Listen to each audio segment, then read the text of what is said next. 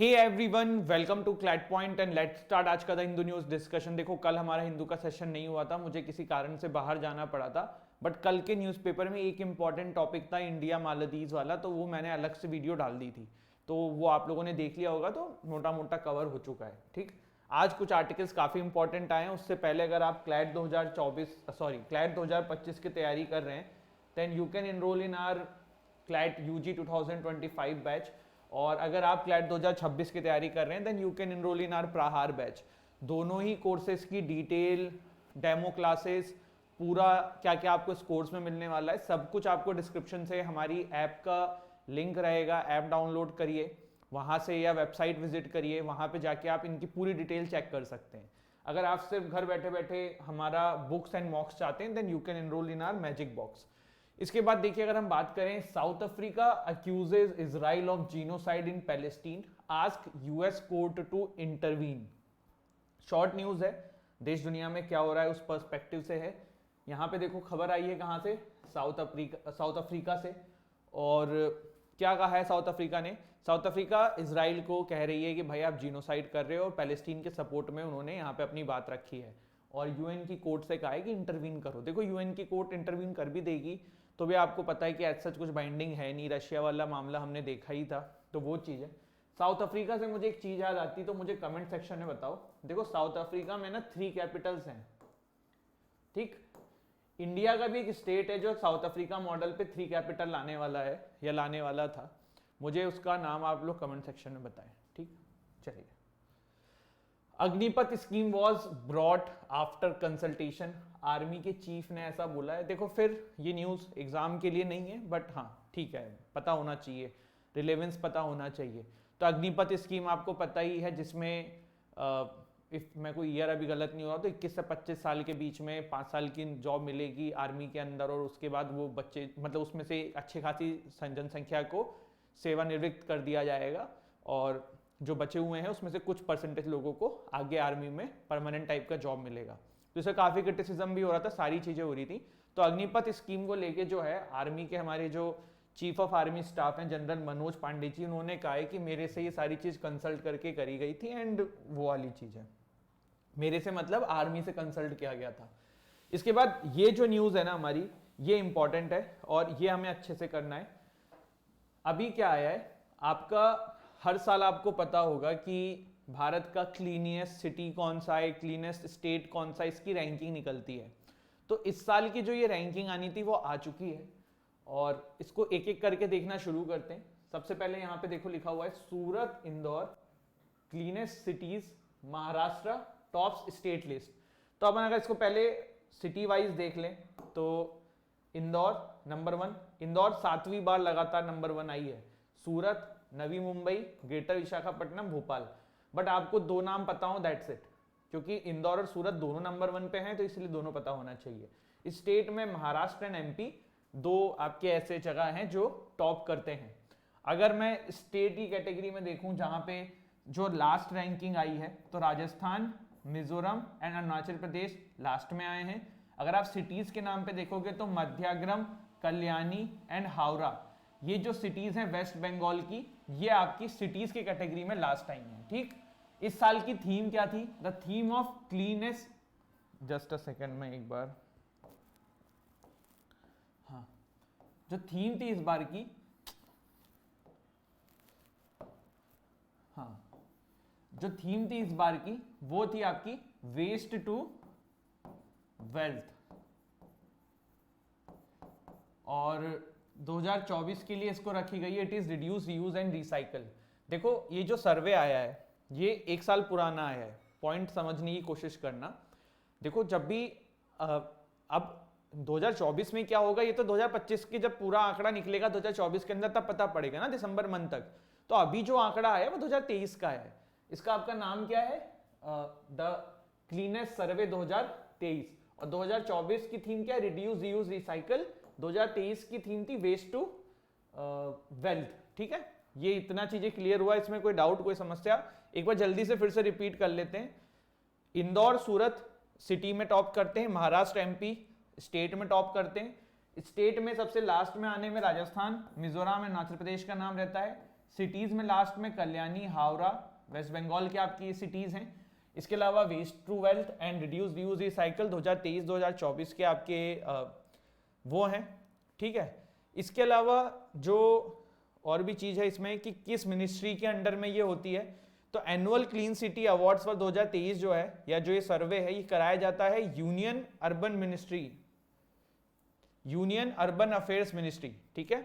तो ये वाली चीजें हैं, इसमें काम की चीजें आपको बता दी हैं, ये इंपॉर्टेंट है तो इसको थोड़ा ढंग से कर लेना, ठीक है। जो इंपॉर्टेंट है उसको नोट डाउन करना होता है, दिस इज इंपॉर्टेंट, इसको नोट डाउन कर लेना। इसके बाद strain ties in India Maldives relation, तो this is a trending topic, ये डेली ही कुछ ना कुछ आ रहा है, टेक्स्ट वाले पेज पे भी आया है, आज कल भी आया था डिटेल में, कल मैंने एक वीडियो में करा दिया है, I am not going to repeat it again and again. आप प्लीज इसको एक बार करके खत्म करो, बार बार पढ़ने की जरूरत नहीं है, your time is very precious, don't waste it, ठीक। चलिए बढ़ते हैं आगे।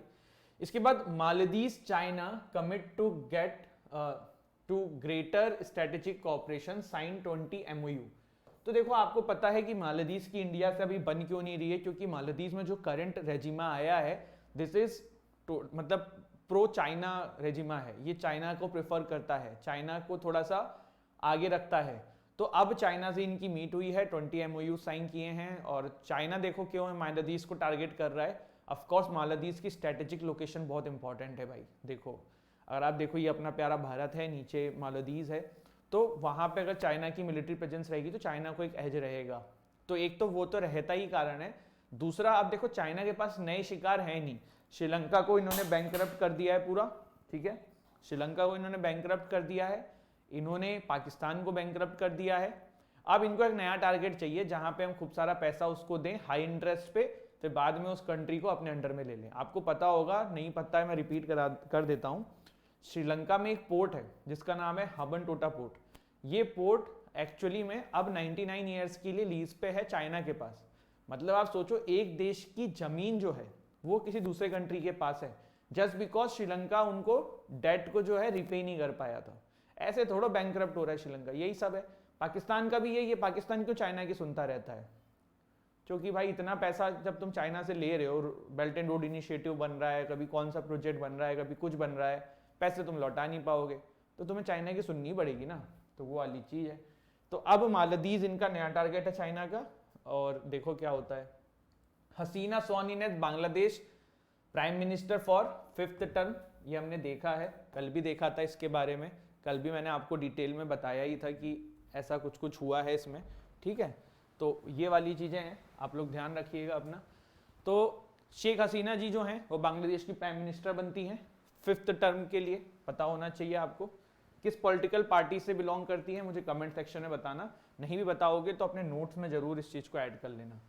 इसके बाद देखो अगला आर्टिकल जो है वो एक इंटरनेशनल न्यूज पोर्टल का है कि रशिया के जो डेप्यूटी हैं, डेप्यूटी प्राइम मिनिस्टर हैं विक्टोरिया अर्बेंचिनो, इन्होंने कहा है कि ब्लैक सी डील जो है ना, ये रिवाइव होने का हमें कोई भी संभव चांसेस नहीं लग रहा है। मतलब वी डोंट थिंक कि ये अभी हो पाएगा, कुछ भी नहीं हो पाएगा ब्लैक सी ग्रीन डील में। तो ब्लैक सी ग्रीन डील क्या है ये अपन समझने की कोशिश करते हैं। पहले तो आप लोगों को ना मैं ब्लैक सी का थोड़ा सा लोकेशन दिखाना चाहता हूं। This is Black Sea and this is world की one of the most important location, क्योंकि वर्ल्ड में जितना इंटरनेशनल ट्रेड होता है वो सारी शिप्स जो है ना वो ब्लैक सी से होके गुजरती हैं। आपको पता होगा कि रशिया ने पहले ना 2014 आई थिंक 2014 में क्रीमिया को एनेक्स किया था, तो वो इसीलिए किया था क्योंकि ब्लैक सी की लोकेशन बिल्कुल बगल में है क्रीमिया के, और रशिया जो है फिर यहाँ पे अपना जो भी उसको करना है वो कर सकता है। तो this is Black Sea, Russia Ukraine दोनों ब्लैक सी के बगल में हैं। अब अपन समझते हैं, आपको पता है कि रशिया यूक्रेन वॉर हुआ, मैंने आपको कंटेक्स्ट दे दिया है कुछ दिन पहले एक सेशन लेके कि रशिया यूक्रेन कैसे क्या था, नहीं पता है सर्च कर लेना, समझ लेना, फिर समझना। रशिया यूक्रेन का वॉर हुआ, क्यों हुआ था जल्दी से एक बार मैं पॉइंट याद दिला देता हूं। यूक्रेन नेटो का मेंबर बन रहा था, रशिया को नहीं चाहिए था, इसलिए पंगा हो गया, उसके बाद वो वॉर आज तक चल रहा है। लेकिन रशिया एंड यूक्रेन दोनों वर्ल्ड की one of the most largest wheat producing country थी, गेहूं के प्रोड्यूसिंग कंट्री थी। फिर क्या हुआ, जब ये वॉर हुआ ना तो गेहूं की खपत वर्ल्ड में तो उतनी रही, पर गेहूं का एक्सपोर्ट कम हो गया, जिसकी वजह से बहुत प्रॉब्लम होने लगी। क्योंकि देखो प्रॉपर बॉम्ब ब्लास्टिंग ही हर समय चलती रहती थी, रशिया भी उनके पोर्ट्स पे, यूक्रेन के पोर्ट्स पे अटैक करता रहता था, ज़्यादा यूक्रेन ही वीट का प्रोड्यूस करता था, मतलब एक्सपोर्ट करता था, तो वीट जो है ना यूक्रेन से एक्सपोर्ट नहीं हो पा रहा था। इसके वजह से पूरे वर्ल्ड के कंट्रीज को वीट की काफ़ी सारी दिक्कतें आनी पड़ लगी। आप ही सोचोगे कि सर हम इंडियंस ही सिर्फ रोटी खाते हैं तो हमारे यहाँ तो जरूरत है, फॉरेन कंट्रीज तो कहाँ ही खाते हैं वीट, बट ऐसा नहीं है, दे ईट ब्रेड। ब्रेड मैदा क्या है, वो भी तो वीट का ही प्योरीफाइड फॉर्म है, वीट से ही तो बनता है। तो जो वेस्टर्न कंट्रीज हैं दे ईट ब्रेड, जो इस्लामिक कंट्रीज हैं दे ईट रोटीज जस्ट लाइक अस, नाम अलग है, जैसे शीरमाल होता है या शोरमा खाते हैं तो उसमें भी जो ब्रेड यूज होती है वो वीट की होती है। तो एवरीबडी इज यूजिंग वीट किसी ना किसी फॉर्म में। पॉइंट ये कि बहुत ज्यादा नीड थी, वो नीड फुलफिल नहीं हो पा रही थी क्योंकि दोनों कंट्रीज का वॉर चल रहा था। तो उस समय एक डील आती है जिसका नाम था ब्लैक सी ग्रेन डील, ठीक है। इसमें टर्की ने काफी मीडिएट किया था, यूनाइटेड नेशन एंड टर्की ने मीडिएट किया था रशिया के साथ।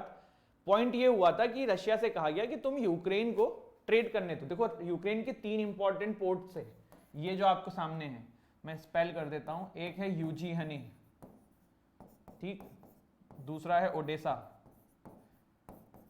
और तीसरा है कोमोरस्क। ये यूक्रेन के देखो जो ये आप 3 पोर्ट देख रहे हो ना, यहीं से सारा एक्सपोर्ट होता था। रशिया यहीं पे बॉम्बार्डमेंट पूरा टाइम करता रहता था, जिसकी वजह से यूक्रेन जो है वो एक्सपोर्ट नहीं कर पा रहा था। अब आप समझने की कोशिश करना, यूएन एंड टर्की ने मतलब मीडिएट किया रशिया से, उससे कहा कि भाई तुम यहां से यूक्रेन से इन पोर्टों से वीट एक्सपोर्ट होने दो, क्योंकि पूरे वर्ल्ड में वीट की कमी हो जाएगी, बहुत दिक्कत हो जाएगी। तो रशिया ने कहा इससे मेरा क्या फायदा होगा, मैं क्यों करने दूं, क्योंकि मेरे पे तो सैंक्शन लगा रखे, रशिया पे सबने सैंक्शन लगा रखे थे, तो रशिया से तो कोई वीट खरीद नहीं रहा था। तो पॉइंट ये निकल के आया कि चलो ठीक है, तुम भी वीट का एक्सपोर्ट करो, वीट तुम्हारे भी बाहर जाएंगे, ठीक है। तो ये जब रशिया को बोला तो रशिया मंजूर कर गया, उसने कहा ठीक है तुम भी करो हम भी करेंगे। फिर हुआ क्या कि रशिया पे इतने सैंक्शंस लगे हुए थे कि उनका वीट एक्चुअली में कोई खरीद भी रहा था तो उन तक पैसा नहीं पहुंच पा रहा था, क्योंकि डॉलर का ट्रेड मना कर दिया था रशिया के लिए, और बहुत सारी चीजें का कॉम्प्लिकेशंस था रशिया के एंड पे। तो यूक्रेन तो अपना मस्त एक्सपोर्ट करने लगा, रशिया को दिक्कत आने लगी। तो रशिया ने फिर, if I am not wrong, जुलाई में रशिया ने इस ब्लैक सी ग्रेन डील से अपने आप को बाहर ले आया और फिर इन पोर्टों पे दबादब बॉम्बार्डमेंट जो है वो शुरू कर दिया। और ये करने का रीजन रशिया ने सिंपल दिया कि भाई हमें तो तुमने बेवकूफ बना दिया, हम तो कर ही नहीं पा रहे हैं और तुम कर रहे हो, तुम ही पैसा कमा रहे हो, और हमारी तो इकोनॉमी वैसे भी खराब चल रही है, हम तुम्हें भी नहीं करने देंगे। तो वो वाली चीज हुई। और उसके बाद ब्लैक सी ग्रीन इनिशिएटिव जो है, वो जो रशिया के द्वारा जिस चीज को मंजूरी दी गई थी, वो मंजूरी जो है वापस फिर ले ली। समझ में आई आपको बात? तो आई होप अभी ये आपको क्लियर हो गया हो कि यहाँ पे ब्लैक सी ग्रीन डील क्या है। This is it, this is all about Black Sea green deal. ये ब्लैक सी है। वैसे तो क्लैट में ऐसे क्वेश्चन नहीं पूछते हैं ब्लैक सी के आसपास कंट्री कौन सी, बट जब भी किसी भी जगह के बारे में पढ़ो जरूर उसको मैप पे देख लिया करो, जिससे कि दिमाग में उसकी लोकेशन रहे कि भाई कहाँ की बात हो रही है, उसके आसपास क्या कंट्रीज हैं और क्या ये मामला है, क्यों ये मामला है। देखो बहुत बार आप लोगों को नहीं समझ में आता है कि रशिया को क्यों ही दिक्कत थी नेटो, अगर यूक्रेन नेटो में जा भी रहा था। यार आप बहुत सिंपल सा समझो, नेटो का जो फॉर्मूला है ना वो ये है कि अगर कोई कंट्री उसकी मेंबर है तो नेटो जो है वहां के अंदर अपनी फोर्सेस भेजता है, ठीक है। अब आप सोचो कि नेटो का मिलिट्री बेस यहाँ बना होता, अगर यूक्रेन नेटो का पार्ट होता, यहाँ बना होता, ठीक, यहाँ गलत बना दिया मैंने, मान लो यूक्रेन के और रशिया के बिल्कुल बॉर्डर पे बना होता ये जगह पे, ठीक है। अब कल को आप ये सोचो कि वॉर होता तो नेटो तो तुरंत यहाँ पे इन पे अटैक कर देता। और नेटो कौन है यार? यूएस है। यूएस रशिया का सबसे बड़ा वो है, एनिमी है। रशिया क्यों चाहेगा कि यूएस उनके सर पे आके बैठे? आप सिंपल ऐसे समझ लो, ये अपना प्यारा भारत है, ये पाकिस्तान है, कल को पाकिस्तान नेटो का मेंबर बन जाए, अब नेटो की फोर्सेस भारत और पाकिस्तान के बॉर्डर पे आके बैठ जाए, भारत चाहेगा क्या? नहीं, भारत किसी भी कीमत तक जाएगा कि पाकिस्तान नेटो का मेंबर ना बने। देखो बहुत सिंपल सी बात है यार, नेटो का क्या है कि अगर हमारे मेंबर्स में से कोई किसी से भी लड़ाई करेगा मतलब हम सबसे लड़ाई कर लेगा। आर्टिकल 5 उनका यही कहता है ना। आज तक 9/11 के अटैक में इकलौती बार आर्टिकल 5 इन्वोक हुआ था कि पूरे नेटो के मेंबर्स ने एक साथ मिलकर फिर हमला किया था अफगानिस्तान के ऊपर। तो पॉइंट ये है कि this is why Russia has big problem with Ukraine joining NATO. अभी स्वीडन एंड फिनलैंड के साथ भी रशिया को दिक्कत थी क्योंकि वो भी रशिया के पड़ोसी थे। पर वो इमीडिएट पड़ोसी नहीं है, इसीलिए वो ज्वाइन भी कर गए। और दूसरा, रशिया उस सिचुएशन में भी नहीं है, क्योंकि देखो जब वॉर स्टार्ट करी थी तो यूक्रेन छोटी कंट्री थी, छोटी मतलब एरिया वाइज बड़ी है, बट रशिया को टक्कर देने लायक नहीं थी। लेकिन हुआ क्या, यूक्रेन को बाकी सारी कंट्रीज ने फ्री में इतना सामान दे दिया ना, यूएस हो गए, यूके हो गए, फ्रांस हो गए, सारे मिलिट्री इक्विपमेंट्स दे दिए कि भाई उसने टक्कर तो दे दी रशिया को। मतलब रशिया का भी तो आप सोचो, वॉर कोई अच्छी चीज है क्या? रशिया इतना सारा पैसा खर्च हो रहा होगा युद्ध में सैनिकों के ऊपर, इसीलिए कोई भी कंट्री वॉर नहीं चाहती, इसीलिए रशिया थोड़ा सा पीछे चल रहा है, पीछे हो गया। वरना रशिया भी अच्छा खासा आगे चल रहा था, इकोनॉमी में भी आगे बढ़ रहा था। बट प्रॉब्लम ये कि जब पूरा फोकस कंट्री का वॉर पे रहेगा, पैसा पूरा रिसोर्स गवर्नमेंट का वॉर पे जाएगा, तो बाकी जगहों पे जो गवर्नमेंट है वो पैसा कैसे लगा पाएगी? तो ये सब चीजें रहती हैं। और रशिया अब इस सिचुएशन में नहीं है कि वो एक और किसी कंट्री से पंगा ले, इसलिए स्वीडन एंड फिनलैंड हल्के हाथ से अपना, फिनलैंड ने तो कर भी लिया है, स्वीडन भी लगा हुआ है, देखो कब ज्वाइन कर लेता है। ठीक है, तो ये वाला ये था। आज हमने क्या क्या देखा, जल्दी से रिपीट कर लेते हैं। हमने ब्लैक सी ग्रीन डील पूरा समझा, ये कल का ही स्टेटमेंट है इनका, रशिया के डिप्टी पीएम का। नाम क्या है इनका? नाम है इनका विक्टोरिया अब्रामचिंको। ठीक है, शेख हसीना 5th टर्म पे प्राइम मिनिस्टर बन जाती हैं। मालदीव चाइना है, इंडिया मालदीव डिटेल में कल डिस्कस किया, वो वीडियो जरूर देख लेना। ये क्लीनेस सर्वे जो आया है, इसमें पूरा हमने समझ लिया है, थीम समझ लिया है, कौन है, क्या है, स्टेट कौन सा है, ये है वो है। इसमें कुछ कैंटोनमेंट एरिया का भी दिया हुआ है, बट अभी उसको इतना मत डिटेल में जाने की सोचना, टेंशन मत लेना, वो हो जाएगा। ठीक है, इसके बाद अग्निपथ स्कीम के बारे में आपको बताया गया आर्मी चीफ के द्वारा कि भाई उनसे कंसल्टेशन किया गया था, तो ठीक है। Then there is this news जहाँ पे साउथ अफ्रीका का जीनोसाइड का इन्होंने आरोप लगाया है, पैलेस्टीन के बारे में हमने देखा ही है। एंड लास्ट में अगर आप क्लैट की तैयारी कर रहे हैं तो मैंने बताया आपको डिस्क्रिप्शन से हमारी ऐप डाउनलोड करनी है, जाइए डेमो क्लासेस देखिए, इनरोल करिए। क्लैट 2025 का हमारा कोर्स जो है वो 24,999 का है। क्लैट 2026 की आप तैयारी कर रहे हैं, then the course is will cost you 39,999। इसमें आपके घर पे बुक्स आने वाली हैं, मॉक टेस्ट है, पर्सनल मेंटरशिप है, everything you needed to crack this exam, सब कुछ मिलने वाला है। If you are preparing for NLSAT then also do visit our application. If you are preparing for CLAT PG then also please visit our application. ठीक है, चलिए, सी you tomorrow. जय हिंद, जय भारत।